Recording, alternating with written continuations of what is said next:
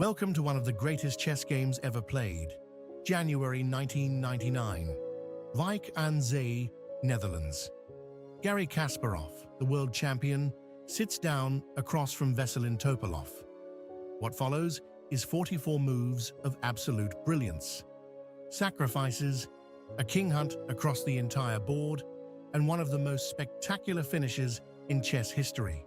Let's break it down, move by move. Kasparov opens with the king's pawn, immediately seizing central space and signaling his intention for a sharp, tactical battle. Topalov responds with the Pirc defense setup, keeping his options open while preparing to fianchetto his king's bishop.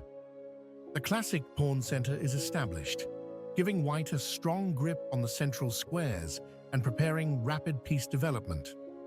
The knight attacks the e4 pawn while developing toward the center, typical of the Pirc defense's flexible approach.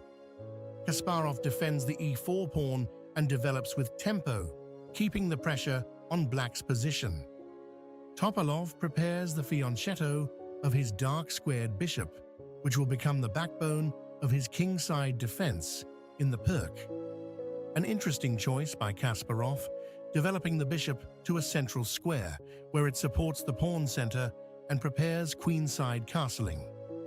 The fianchetto is complete, and now black's dark-squared bishop eyes the long diagonal, putting pressure on white's central pawns. Kasparov prepares queenside castling while keeping his options open for a potential kingside attack.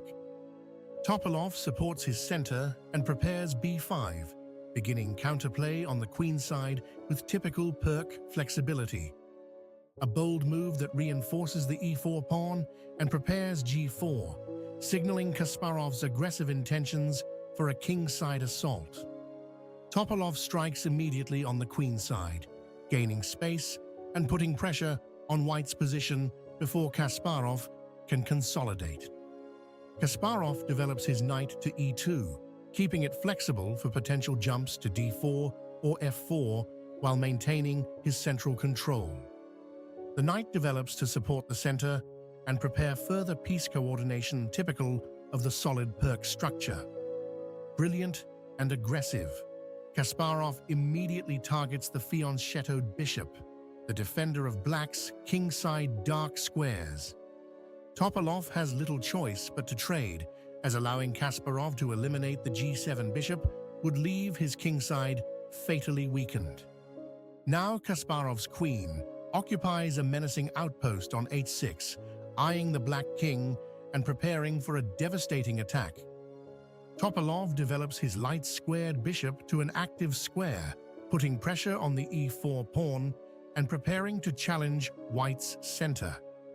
Kasparov prevents b4 and prepares to expand on the queenside, showing he's not just focused on the kingside attack.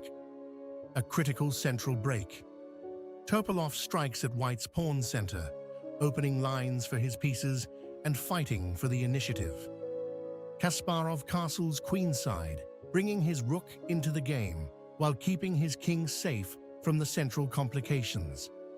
Topalov connects his rooks and prepares potential queenside castling, while his queen eyes the e4 pawn. A safety move that tucks the king away from potential back-rank tactics while preparing to advance the kingside pawns. Topalov prepares queenside castling while giving his king an escape square on a7, showing excellent prophylactic thinking. The knight repositions toward b3, aiming for the strong outpost on a5 and supporting white's queenside operations. Topalov castles queenside, bringing his rook into play and preparing for the tactical complications that are about to explode.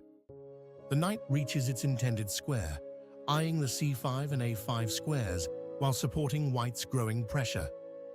Topalov opens the center with this pawn trade, activating his pieces but also opening lines for Kasparov's attack.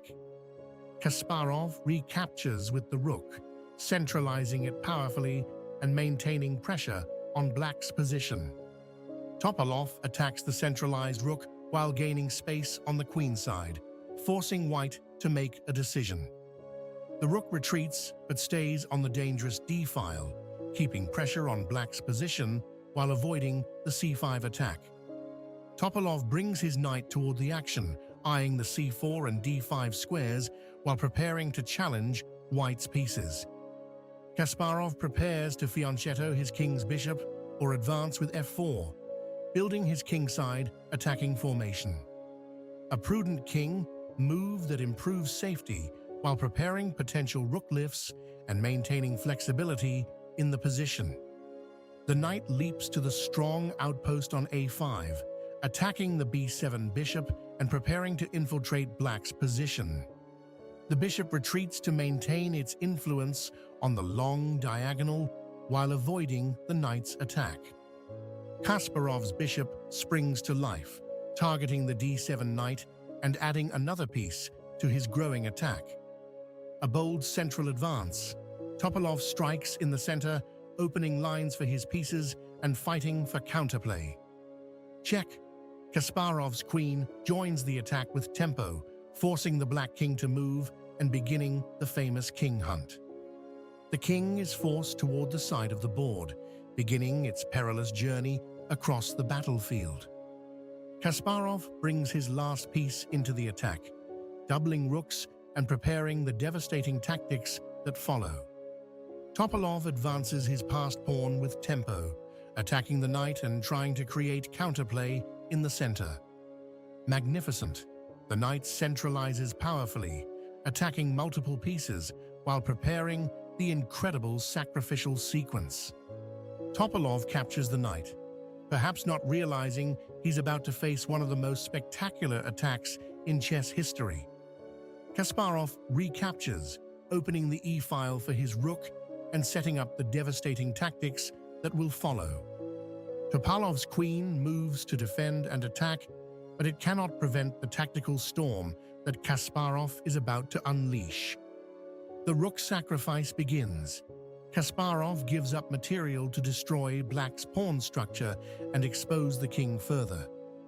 Topalov must capture, but each capture only draws his king deeper into Kasparov's mating net. Check again. The rook moves with devastating effect, driving the king further from safety while maintaining the attack. The king is forced further up the board, getting closer to the white pieces with each move. Another check. Kasparov's queen captures the pawn with tempo, keeping the black king on the run. The king captures the knight, but this only brings it deeper into white's territory, where it becomes even more vulnerable. The pawn delivers check. Even Kasparov's pawns join the attack, driving the king toward its doom. The king continues its desperate journey, now deep in white's territory, with nowhere safe to hide. Kasparov's queen moves to a central square, controlling key squares and preparing to deliver the final blows. Topalov captures another pawn, but material means nothing when your king is about to be mated. The rook moves to the 7th rank with devastating effect, attacking the bishop and preparing the final attack. The bishop moves to defend, but black's pieces are scattered and cannot coordinate to save their king. Kasparov captures the bishop, eliminating another defender while maintaining his relentless pressure. Topalov's queen tries to create threats, but it's too late to save the game with the king so exposed. The knight falls as well. Kasparov continues to eliminate black's pieces while driving the king toward mate. The king continues eating pawns, but each capture only delays the inevitable mate that's approaching. Check again. Kasparov's queen continues the pursuit, and the black king has nowhere safe to go. Another pawn falls to the king, but it's running out of escape squares as white's pieces close in. The pawn delivers another check. Every white piece contributes to driving the black king toward its fate. The king captures the pawn, but moves even deeper into white's position, closer to the inevitable mate. The queen delivers check from a1, and you can feel the mating net tightening around the black king. The king flees toward the center, but there's no escape from Kasparov's relentless pursuit. Another check drives the king further, and now it's venturing into truly dangerous territory near White's pieces. Incredibly, the Black King has traveled all the way to the first rank, deep in enemy territory. Kasparov's bishop moves to control escape squares, tightening the mating net around the exposed king. Topalov's rook tries to create counterplay and give his king some protection, but it's too little too late.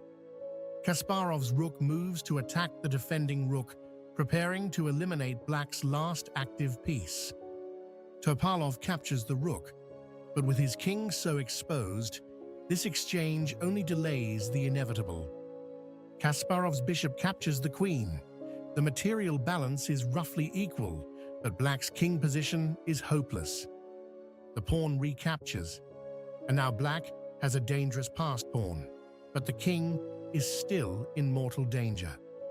Kasparov's queen captures the rook, and now Black's king stands alone against White's powerful pieces. The rook moves to defend and attack, but Black's position remains critical with the king so exposed. Kasparov's queen repositions to maintain control and prepare the final mating sequence against the lone king. The pawn advances toward promotion, Black's last hope for creating enough counterplay to survive. Check. Kasparov's queen continues to harass the king, maintaining the initiative while dealing with the passed pawn. The king moves to support the passed pawn, but it's still dangerously exposed to White's attacks. Kasparov advances his pawn, preparing to create his own passed pawns while maintaining pressure on Black's king. Topalov creates a passed pawn of his own, desperately trying to generate counterplay in this endgame. Kasparov's king moves closer to support the fight against Black's dangerous passed pawns. The rook moves to a more active square, supporting the passed pawns and trying to create maximum activity. Kasparov's queen delivers the final blow. With perfect technique, he concludes one of the greatest games ever played, and Topalov resigns in the face of inevitable mate. And there it is, Kasparov's Immortal, a game where the world champion sacrificed his rook, lured the enemy king into the open, and hunted it down across the entire board. This is why they called him the greatest. If you enjoyed this breakdown, subscribe and hit the bell. We've got more legendary games coming your way.